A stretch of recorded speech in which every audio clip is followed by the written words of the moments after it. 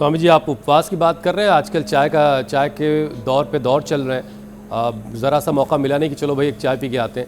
अब देखिए, ज़ाहिर है इसकी सर्दी इसकी एक बड़ी वजह है। सर्दियों में चाय कॉफ़ी का इस्तेमाल ज़्यादा हो रहा है। अब इसकी वजह से लोगों का शुगर लेवल जो है वो बिगड़ रहा है। और स्वामी जी, जब देश में पहले ही करोड़ों लोग डायबिटीज़ और प्री डायबिटीज़ के चपेट में हैं, तो इन सर्दियों में ब्लड शुगर को कैसे काबू में रखा जाए? कुछ आयुर्वेदिक नुस्खे अगर हैं वो लोग थर्मस में ले लेके अपने ऑफिस चले जाएं, चाय के बदले पी लिया करें। वैसे भी मैंने कहा, एक तो सर्दी में भूख अच्छी लगती है, लोग बहुत अच्छा खा रहे हैं, और साथ में गोंद के लड्डू हमने भी उपलब्ध करा रखे। गोंद के लड्डू, फिर गज्जक, फिर तिल के लड्डू, फिर गजरेला, फिर ऊपर से बहुत तरह के जो है पकवान, और इन सब से शुगर लेवल बढ़ गया। तो ये पवन मुक्तासन कपालभाति के साथ ऐसे 5 मिनट करें। पवन मुक्तासन, ये उत्तान पादासन, ऐसे उत्तान पादासन, और हो सके तो ये भी नौकासन। नहीं तो पवन मुक्तासन और उत्तान पादासन से ही बात बन जाती है। 2 अभ्यास लेट करके, 2 अभ्यास ऐसे बैठ करके, मंडूकासन और अर्धमत्स्येंद्रासन तो सभी कर लेते। योग मुद्रासन कर लें तो और अच्छी बात है। और खीरा, करेला, टमाटर का जूस, मधुनाशिनी, मधुग्रिट 2-2 और ले लो। इससे बेहतर कुछ हो ही नहीं सकता जिंदगी के लिए। ये और ये ऐसे कर लिया। और मंडूकासन है, योग मुद्रासन, ये भी बहुत अप्रतिम है। मंडूकासन, योग मुद्रासन, साथ में वक्रासन और अर्धमत्स्येंद्रासन आप कर लो जी। ज्योत्सना जी, मीनाक्षी जी, ये अब देखो ऐसे, इससे ना पूरा पेनक्रियास निचुड़ सा जाता है और पेनक्रियास के टी जनरेटिव बीटा सेल्स रीजुविनेट हो जाते हैं। ये महिमा। स्वामी जी, आप वर्षों से पेनक्रियास को निचोड़ रहे हैं, हम पिछले 5 साल से पेनक्रियास को निचोड़ रहे हैं और हमारे साथ साथ दर्शकों को भी ये आदत तो पड़ ही गई है। और जिन्हें नहीं पड़ी है, हम हर दिन उन्हें मोटिवेट करते हैं कि मोटापा घटाएं और खूब सारा योगाभ्यास करें, मोटिवेट हो जाए। स्वामी जी, एक और समस्या आपके सामने रख देते हैं, वो इन्हीं सर्दियों की समस्या है।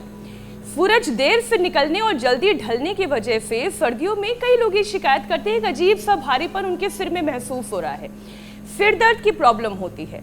स्वामी जी, आयुर्वेद में ऐसा कौन सा नेचुरल उपाय है, तरीका है, या फिर कोई योगाभ्यास ऐसा है जो बिना पेन किलर के इस दर्द से या भारीपन से तुरंत राहत दे दे?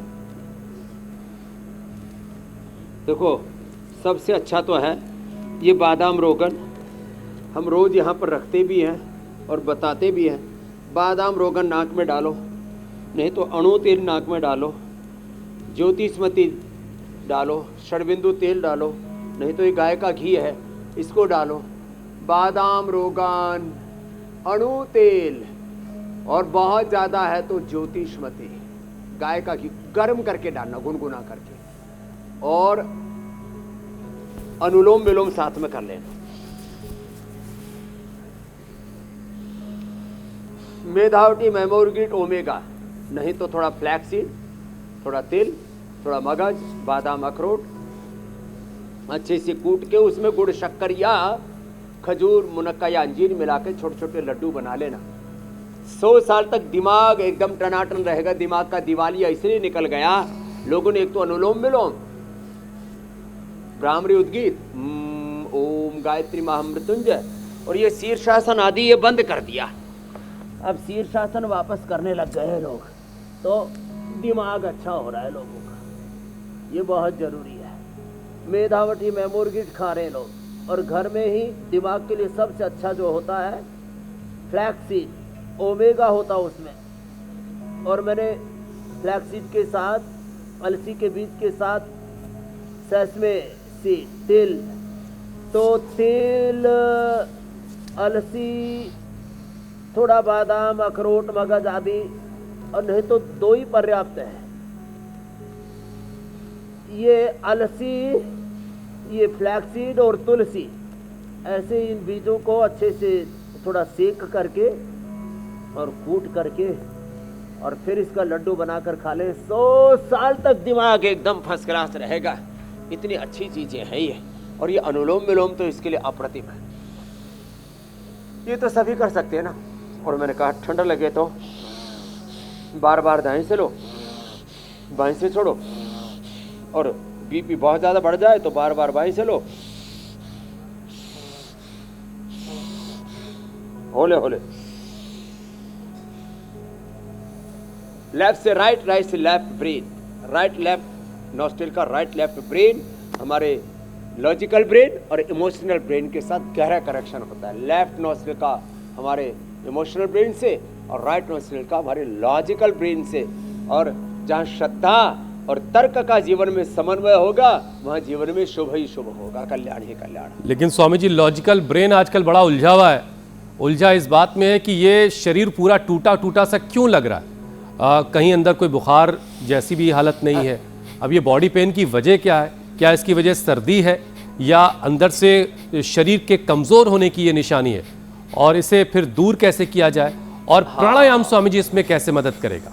टूटा टूटा सा शरीर, उसके लिए क्या करें? एक तो अश्वगंधा, शतावर, सफेद मूसली, कोंच बीज, बला बीज या गिलोय, तुलसी, नीम, हल्दी, इसका सुबह सुबह काढ़ा पी ले, थोड़ा केसर मिला करके। ये केसर बड़ा जबरदस्त है। केसर और थोड़ा सिला तुलसी मिला लिया, ओहो गजब हो जाएगा इससे तो।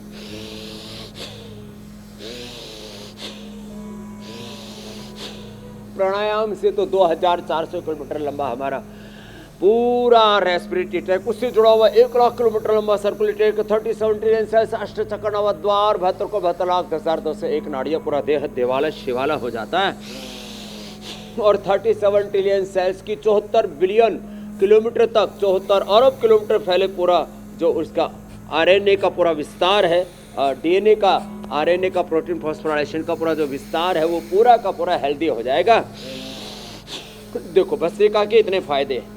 कपालभाति ये भी अप्रतिम है। इससे पूरा शरीर का जो इंजन है ना, लीवर है, किडनी है, इंटेस्टाइन है, ये शरीर के इंजन का काम करता है और शरीर के सारथी का काम करता है दिमाग। ये अनुलोम विलोम से अच्छा हो जाएगा।